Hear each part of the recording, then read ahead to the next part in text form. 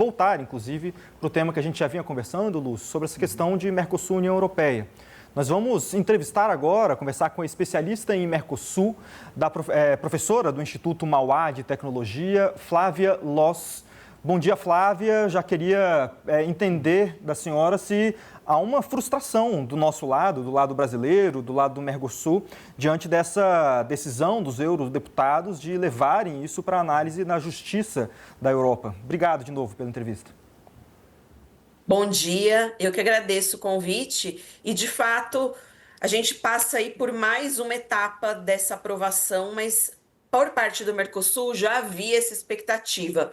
Isso porque ainda no sábado, quando aconteceu a assinatura, já tinha manifestações de vários políticos, tanto dos países membros da União Europeia, quanto dessa entidade supranacional, que é o Parlamento Europeu, contra o acordo, e essas duas instituições, né, tanto os parlamentos nacionais quanto o parlamento supranacional, o Parlamento Europeu, sofrem muito lobby, muita pressão de quem está insatisfeito com esse acordo. E quem está insatisfeito? Justamente a agricultura e a pecuária da União Europeia, em especial da França, da Bélgica, da Irlanda. Então já se esperava que tivesse uma reação, mas não tão rápido, né? Então, o parlamento já aprovou que tem uma continuidade nesse processo que será levado ao Tribunal de Justiça da União Europeia. O governo brasileiro tinha expectativa de que esse acordo entraria, pelo menos em vigor, nos próximos 6 meses, mas ele ainda pode entrar de maneira provisória. Essa decisão do Parlamento Europeu coloca só mais alguns obstáculos, mas de maneira provisória já pode começar a operar.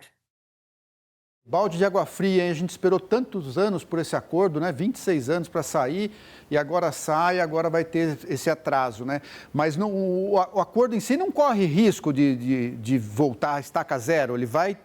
A corte vai avaliar e pode fazer modificações, mas não tem como anular tudo, né? A estaca zero não, porém vocês sabem como é a questão do direito, todos os trâmites, todas as minúcias que vão ser discutidas, então pode acontecer atraso de anos para que ele entre totalmente em vigor.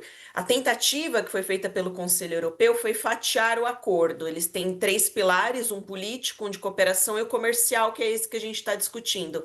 Então, a ideia é que esse comercial passe de maneira autônoma e tenha só a decisão do Conselho Europeu. E aí que entra esse recurso ou esse questionamento por parte do Parlamento, que levará o caso ao Tribunal de Justiça. O Tribunal de Justiça pode levar anos aí decidindo sobre isso e, paralelo, o acordo pode entrar de maneira provisória, mas não é o ideal, né? Porque daí uma medida do tribunal pode derrubar o que estava sendo estabelecido, mas a estaca zero não volta. O que pode acontecer é começar a colocar uma série de obstáculos que prejudicam o andamento do acordo, ou melhor, da aprovação e da execução desse acordo.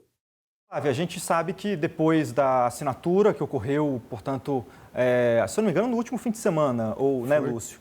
Do acordo, agora o texto precisa ser aprovado pelos parlamentos, no caso do Mercosul, de cada um dos países, e na Europa, do Parlamento Europeu. Queria entender se essa posição dos eurodeputados, se a gente pode extrapolar essa análise, por mais que a votação tenha sido muito apertada, para indicar uma resistência grande ao acordo, ou se alguns dos votos ali a gente pode considerar que são somente por essa questão técnico-jurídica de levar à análise jurídica desse acordo. Ou seja, há uma possibilidade grande, depois dessa primeira votação, desse acordo ser rejeitado no Parlamento Europeu? Pode ser que o Tribunal de Justiça rejeite o acordo. Aí é um problema mais para a esfera jurídica desse braço da União Europeia, que é o Tribunal de Justiça da União Europeia. Ele foi encaminhado para lá para que seja decidido nesse órgão, né? Então, esse é o novo desafio que se coloca frente ao acordo, ou ao trâmite desse acordo até a sua efetivação. Agora, o que você falou sobre essa votação apertada, na verdade, isso sim surpreende, porque ela não foi tão ruim para o acordo. A gente tem agora pelo menos 324 eurodeputados, então são pessoas que receberam voto popular para estar lá representando a União Europeia no Parlamento Europeu. Então, você tem 324 contra, ou seja, que não querem barrar esse acordo. Então, no Parlamento Europeu, a gente tem uma distribuição de votos um pouco mais favorável, o que indica que os europeus estão começando a acordar para a realidade de que esse acordo é necessário, e não apenas do ponto de vista comercial. Como a gente tem visto, acompanhado as notícias internacionais aí ao longo da semana, é um recado importante para os Estados Unidos e para toda a ordem mundial liberal, ou seja, baseada em regras, baseada em livre comércio e em relações pacíficas entre os países. Então tem aí uma mensagem também muito importante quando a gente pensa do ponto de vista da política internacional. Ô, Flávia, a Europa vive um dos momentos mais delicados das últimas décadas, né? Pressionado de um lado pela Rússia invadindo a Ucrânia, do outro lado os Estados Unidos pressionando, ameaçando invadir a Groenlândia. E quem você acha que perde mais com a prorrogação, né? Com o adiamento desse acordo? O Mercosul ou a Europa por causa desse momento delicado que o continente passa? Ótima pergunta, porque com certeza, na minha análise, é a Europa nesse momento. O Mercosul está numa posição confortável, nosso agronegócio é muito competitivo, até por isso que ele causa tanto medo na Europa.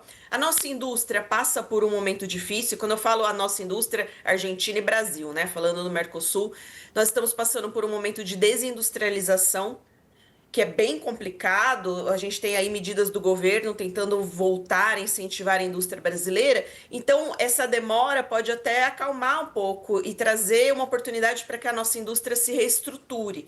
O acordo ele abre uma oportunidade para isso, mas não é fundamental, né? É só se tiver uma estratégia para que a indústria brasileira consiga se inserir nas cadeias de valor global. Então, é uma situação assim que é muito mais apertada, digamos, para a União Europeia do que para o Mercosul, em especial para o Brasil. Nós tivemos já um momento muito difícil nessa relação com os Estados Unidos, que foi o tarifaço. Foi superado, a gente agora está com essa questão da Venezuela, mas conseguimos um canal de diálogo muito importante entre os dois presidentes, né? Porque política externa não pode ser feita só naquelas negociações no fio do bigode. É preciso que os líderes, os chefes de Estado conversem. Então, os canais diplomáticos estão operando normalmente. Isso é muito importante para o Brasil. Nossa posição é muito mais confortável nesse contexto todo. Agora, os europeus precisam entender isso. Eles estão fazendo uma leitura ainda, e eu tenho visto até textos que saem em jornais de lá, muito sem entender por que os Estados Unidos estão reagindo dessa forma, né? Então, enquanto eles não superarem esse momento de surpresa, eles não vão ter uma leitura do que está acontecendo agora. E agora é o momento que eles têm uma maior parceria com a América Latina, em especial com o Mercosul. Flávia, muito obrigado pelo seu tempo aqui para nos ajudar a entender melhor os detalhes, né? As questões políticas envolvidas nessa decisão dos eurodeputados, que pode adiar um pouco a assinatura formal, o início formal do início do acordo Mercosul-União Europeia. Flávia Loss, que é professora do Instituto Mauá de Tecnologia. Obrigado, bom dia para você. Muito obrigada, ótimo dia.